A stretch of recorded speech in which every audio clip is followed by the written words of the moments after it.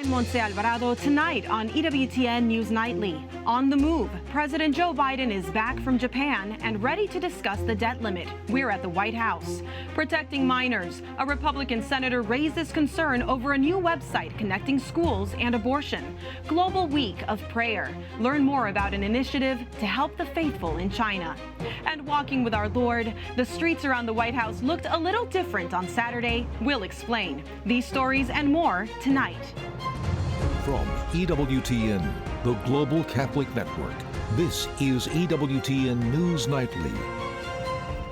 Thank you for being with us on the Feast of St. Rita of Cascia. I'm Montse Alvarado in for Tracy Sable. Our top story tonight, President Joe Biden and House Speaker Kevin McCarthy face another high-profile meeting at the White House. They're trying to reach a deal over the nation's debt limit. The U.S. government could run out of cash to pay its bills on June 1st, prompting a potentially devastating federal default. White House correspondent Owen Jensen reports. Owen? Montse, good evening to you. Earlier today, the president's negotiating team arrived at the Capitol for yet another round of high-stakes debt ceiling talks. This ahead of the late afternoon Biden-McCarthy meeting right here at the White House. House Speaker Kevin McCarthy tells reporters, "You got to understand, why are we here? Why are we at this last moment in time, too? Two main reasons. The president ignoring the problem, refusing to meet. But secondly, ever since the Democrats took over with the president, they have spent too much money, $6 trillion almost." Just yesterday at the G7, President Joe Biden said he's willing to cut spending while adding tax revenues have to be considered. It's time for Republicans to accept that there is no bipartisan deal to be made solely on their partisan terms. They have to move as well. Ukrainian President Volodymyr Zelensky joined the G7 leaders in Japan. President Biden promised him more military aid, including U.S. fighter jets. Pope Francis also urged G7 leaders to move away from nuclear weapons, saying they offer only an illusion of peace. A group of U.S. bishops agrees, calling the current nuclear arms race more dangerous than the first. And a big announcement today on the campaign trail. I'm announcing today that I'm running for president. Senator Tim Scott is challenging former President Donald Trump for the Republican nomination, but he focused today on President Biden. Under President Biden, our nation is retreating away from patriotism and faith. Later this week, Florida Governor Ron DeSantis is also expected to enter the presidential race. Now, President Joe Biden, of course, is also running for re-election, as he recently announced. And according to a new Associated Press NORC poll, just 33% of American adults, just 1 in 3, approve of the way the president is handling the economy, and just 40% of American adults approve of the way the president is doing his job. At the White House, Owen Jensen, EWTN News Nightly. We go now to Vince Coglianese, Editorial Director at the Daily Caller. Vince, welcome back to the show. What do you make of the decision by Tim Scott to enter the race for the White House in 2024? And how is his record on pro-life and religious freedom issues? Well, that actually, interestingly, in his announcement today from Charleston, South Carolina, he emphasized religious liberty. It was one of the big talking points and applause points during his remarks today. So religious liberty and his pro-life attitudes are going to be a big feature, I think, of his candidacy. He is an interesting guy jumping into the field. At the moment, he's polling in the low single digits in terms of where people's loyalties lie in the Republican primary. But as you know, that could change now that he's officially a candidate. Is he one of just many others who have also championed school choice? I know that that's something that Democrats have recently started to lean into.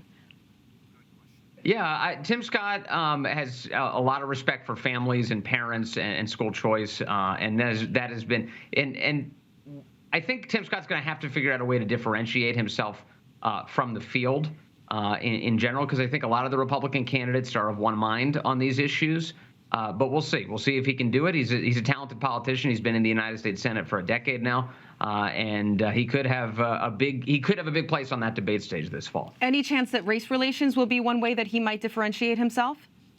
It's possible. I mean, I think you're already kind of seeing some of the left-wing attacks coming in against Tim Scott, and this acknowledgement that he is a black candidate from South Carolina, but we'll see what he does with that. He's always, I think, tried to distinguish himself that, yes, I'm a black American. Yes, he came up from a poor upbringing in Charleston, South Carolina.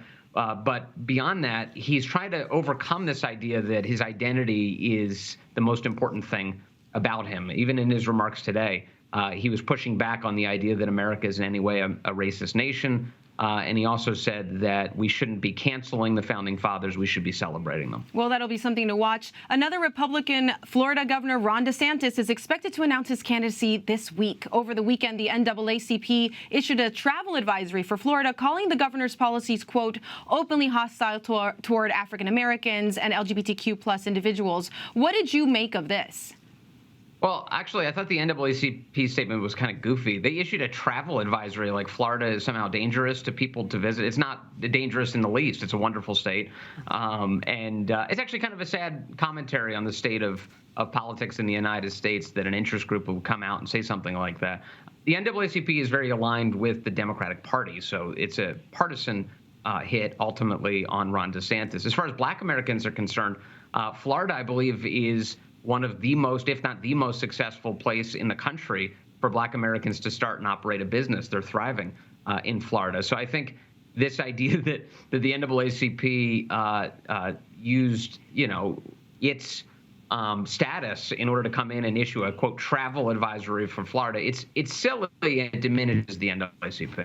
It does show an intersectionality between race relations and LGBTQ relations, which is something that we've seen more and more over the years. Well, let's talk quickly about the debt ceiling. More meetings today between the President Biden and Speaker McCarthy. How do you see this playing out? I think they're going to raise the debt ceiling, and I think that there are going to be some spending cuts on the table, at the very least, starting with clawing back some of the unspent COVID money, which I think all Americans would probably agree is a good idea. If it's not being spent, then pull it back and pay off some of our debt. But we'll see. I mean, right now, you do have Kevin McCarthy and Joe Biden meeting. That's after Biden has just come back from Japan. So it's going to be a very important meeting. We'll see. I don't think it's that high stakes. I really do think that they're going to lift this debt ceiling. Joe Biden has suggested that he may invoke the 14th Amendment, a novel legal theory, to basically ignore the debt ceiling.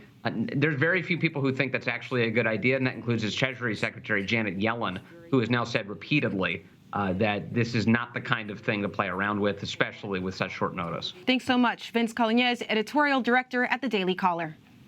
Thanks so much.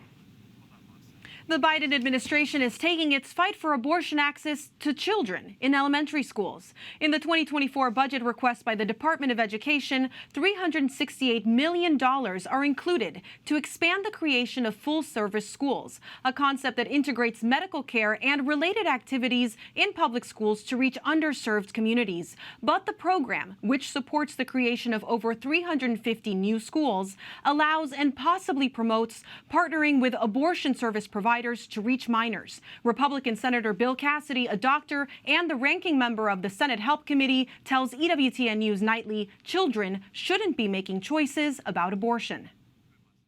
But what you shouldn't do is just turn the child over to her own devices, because she is a child and she's making decisions with ramifications upon her life, upon the life of the child within her womb, and which, if uncorrected, could repeat the abuse. Senator Cassidy wrote to Education Secretary Cardona, stating in part, the department's grant program could allow public school districts funded by taxpayer dollars to partner with abortion services providers such as Planned Parenthood to provide services to minors. In California, Planned Parenthood already provides emergency contraception to students as young as 12 years old at school-based clinics without notifying their parents. Senator Cassidy says the same could apply to abortion. You don't have to tell your parents. I mean, maybe you'd want to find out who impregnated the child. This is a family issue. And for some reason, there is no trust that the family is going to be constructive. There's a distrust, and that is wrong. Senator John Cornyn says the use of taxpayer funds for abortions is against the law, specifically in the Hyde Amendment, which has been targeted most recently by the reintroduced EACH Act, or the Equal Access to Abortion Coverage and Health Insurance Act, from House Democrats. As Senator Cassidy has pointed out, trying to expand this in our schools, this is in violation of this long-standing norm and basically rule that we've followed since the 70s. The Biden administration recently announced enhanced HHS and Education Department initiatives to expand children's health care access, including mental health. It is unclear whether these programs will also bypass parental consent. The Nebraska governor approved a 12-week abortion ban today. The state is also banning so-called gender-affirming care. One lawmaker says the measure protects families. The reason we brought this bill is because we love kids.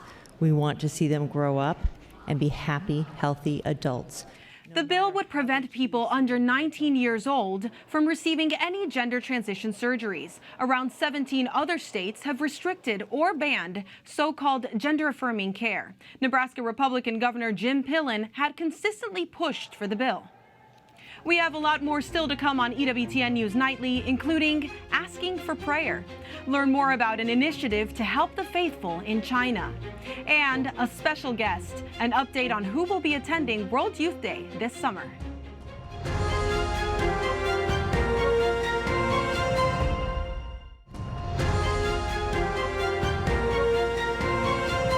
Social media giant Meta has received a record fine from the European Union. The $1.3 billion penalty comes amid claims the company is sending user data from Europe to the United States. The fine is the largest since the EU's data privacy program took effect 5 years ago.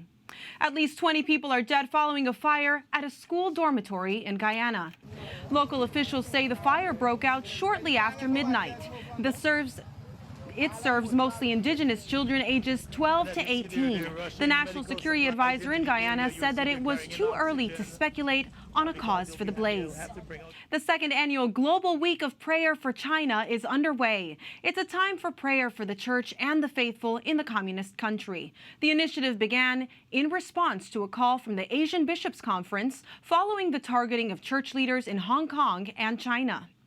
We go now to Congressman Chris Smith, Republican from New Jersey, who has backed measures to defend human rights and religious freedom in China. Representative Smith, thank you so much for joining us. You've said you want to revoke trade privileges with China over its horrible human rights record. Tell us more about this proposal. Yes, I introduced legislation that would link human rights with trade. They call it PNTR, Permanent Normal Trading Relationship. And it would say to this exporting country that has gone on a tear under Xi Jinping to absolutely destroy churches, destroy mosques, destroy Tibetan Buddhist enclaves across the board, and all-out assault on religious freedom and a whole host of other human rights abuses. It says unless there's significant progress in the direction of protecting human rights, they will lose their ability to send all of their items to the United States, basically without any kind of tariff or any kind of duty. And so it would, yes. Do you have support for this so far?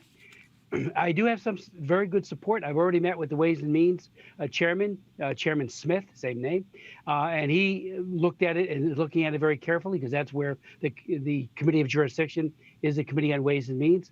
But it's an idea whose time has come. Bill Clinton shamefully delinked human rights from trade on May 26, 1994, on a Friday afternoon after everybody left Congress. They missed the news cycle. That's why he did it, and said, "You're on your own, people of China."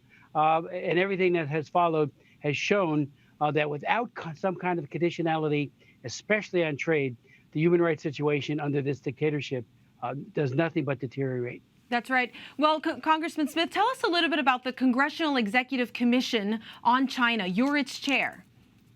Yes, I've chaired it before, and I'm chairing it now. The CSCE, as it's known as, the Congressional Commission, includes members of the House, Senate, Democrats, Republicans. I am chairman. We've had a number of hearings already. Matter of fact, on point with today, we actually had a meeting with Sebastian Lai, who is Jimmy Lai's son. a great Catholic man who is now suffering in Hong Kong. He was the top journalist. He ran Apple News. The Apple Daily, yes. And we've covered his trial extensively. I know you have. I know you have. And his son did a tremendous job, Sebastian, speaking out for his father. But there, Jimmy Lai and like so many other men and women of faith, they're finding themselves being thrown into prison, suffering unbelievable indignity in terms of even torture.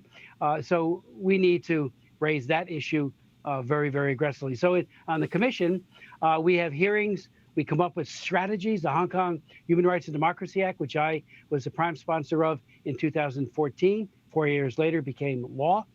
We worked it in that commission as a way of trying to counter what Xi Jinping was doing to destroy the freedom and semi-independence of Hong Kong. Now, everyone is aware of the abuses in China. Would you say that you have bipartisan support on these ideas? We do on most issues, I'm happy to say.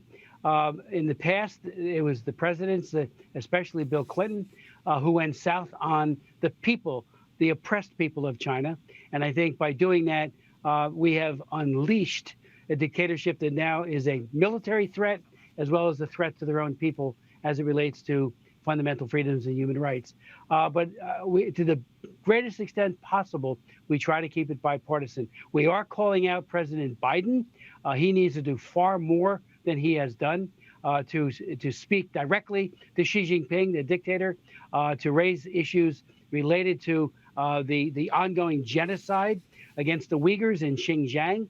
I mean, every conversation with China needs to bring up almost immediately, if not first, they're committing genocide right now, killing people, putting them in concentration camps, simply in this case because they happen to be Muslims. That's right. It's a grave human rights violation. Grave human rights. And they're doing it across the board against the Christians, the underground church, as well as the official church known as the Patriotic Church, are being repressed and crushed. Xi Jinping enacted something called Sinonization, where everything in China has to comport with his Marxist ideals. And I'm talking about all religious groups. They're surveilled very, very aggressively. And if they don't comport, if they don't toe the line, they're off to prison and their congregation is scattered, if not imprisoned themselves. Well, it's something that we're definitely watching and reporting on, and we're grateful for your work, Congressman Chris Smith, Republican from New Jersey. Thank you so much for having me on. Up next on EWTN News Nightly, don't get used to it. Pope Francis warns the faithful about the dangers of living in times of war. Plus, a Eucharistic procession through parts of the nation's capital.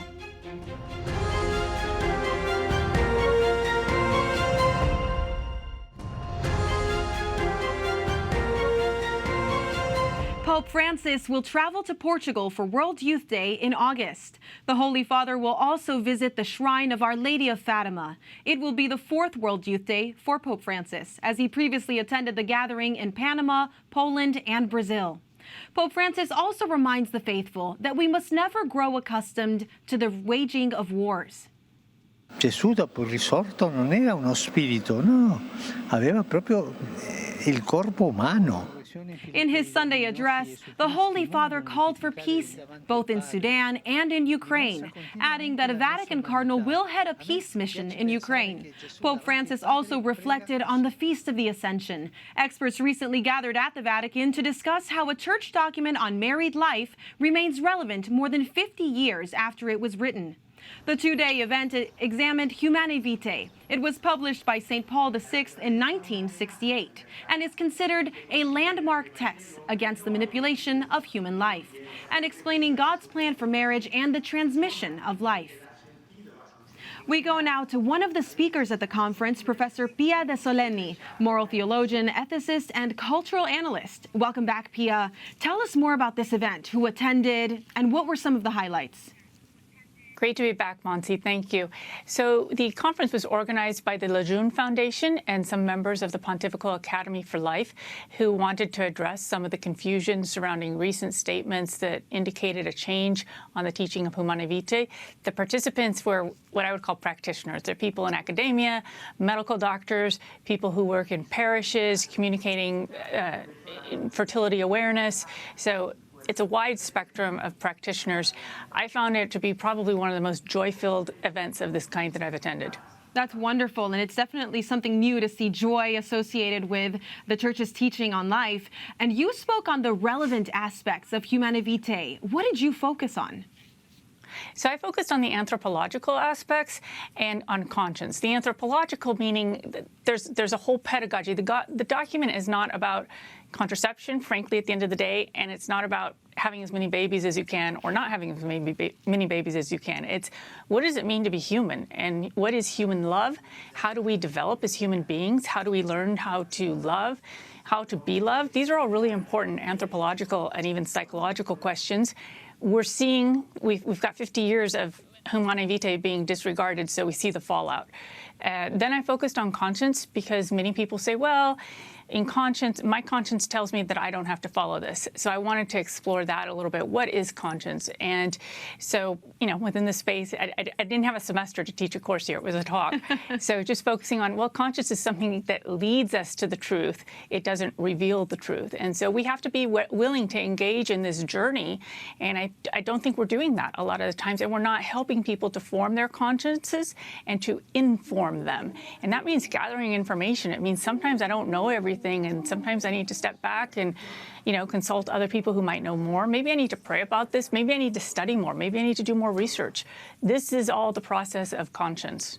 That's beautiful, and it's definitely something important for the Curia to hear, who, as you said, some of them are boots on the ground and some of them are disconnected from these issues, particularly with the issue of migration, where we have a tendency to offer contraception and some different forms of anti-life remedies that really shouldn't be where we start. We should start with more research and more of that kind of qualitative study you were suggesting. One speaker said something beautiful in his opening remarks, that the current society exalts, quote, freedom without relation to truth. That was Cardinal Lavadia. He also quoted the late Pope Benedict XVI, who said of Humanae Vitae, what was true yesterday remains true today. What's your take on his comments? I was so excited to hear his comments. I think Humanae Vitae is more relevant than ever. Again, we have 50 years of fallout.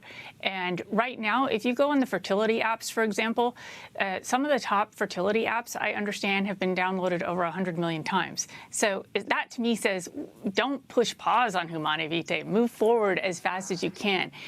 People want to know how to experience love. What is love? When I gave a talk at a Jesuit university on the Church's teachings on sexuality, this was several years ago in the context of the redefinition of marriage, I didn't talk about sex because you know what? They probably know more about sex than I do. I spoke about love. And that's what resonates with people. And so I think we kind of have to shift the conversation. And how do we begin? Again, there's an anthropology here. I have a priest friend who, when men come to him and they say, look, I want my wife to be open to life. We need to have more babies. What can I tell her from the catechism? He tells the men, he says, go home and help your wives. So again, there's an anthropology here. We have to create a community that supports this. That's right. Thank you so much, Professor Pia De Solenni, moral theologian, ethicist, and cultural analyst. Finally, tonight, you've seen Eucharistic processions in several U.S. cities, including Los Angeles. It's part of the National Eucharistic Revival. And over the weekend, a procession went past one of the most important addresses in the nation. EWTN Pro-Life Weekly's Prudence Robertson has more. People have gathered around Christ for, back 2,000 years. In person, they were gathered around him, and that's what we were doing here today. The procession in the nation's capital was hosted by the Catholic Information Center, located in downtown D.C. It featured the closest tabernacle to the White House, only a couple blocks away. Hundreds came together to pray for this city, where leaders can have a worldwide impact. D.C. is one of the most powerful and influential cities in the entire world. It's the epicenter of America, and whatever happens here affects the rest of the world. Father Charles Trujillo and his brother priests led the people to 3 stops, processing just by the White House. At every stop, gospel reflections were read and hymns were sung. Father Charles says the nationwide Eucharistic Revival inspired him to bring Christ to the streets. I would like everyone to make a step forward in their spiritual life, in their life of love for God. And also that everyone here in our nation's capital can witness the devotion and the love that we have for the Blessed Sacrament and the love that Jesus has for each one of us, for having stayed and remained in the Eucharist. And many bystanders did witness just that, being noticeably moved by seeing Jesus walk among them.